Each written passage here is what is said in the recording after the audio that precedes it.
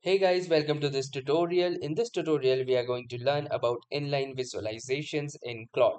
So inline visualizations in Claude are interactive charts, diagrams, and mini apps that appear directly on your chat bubbles rather than in a separate side panel.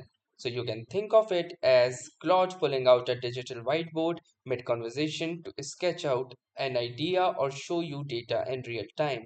So they can work either automatic or manual. So Claude may automatically decide a visual would explain something better, or you can ask for one directly using a phrase like draw this or draw a chart for this particular data.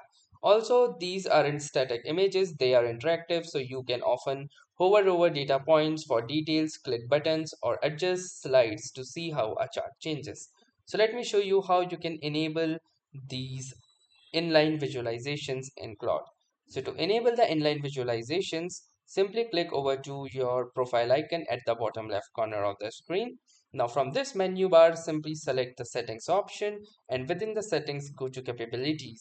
Now within the capabilities, simply scroll down and you will see under the visuals this option of inline visualizations, which will allow Claude to generate interactive visualizations, charts and diagrams directly in the conversation.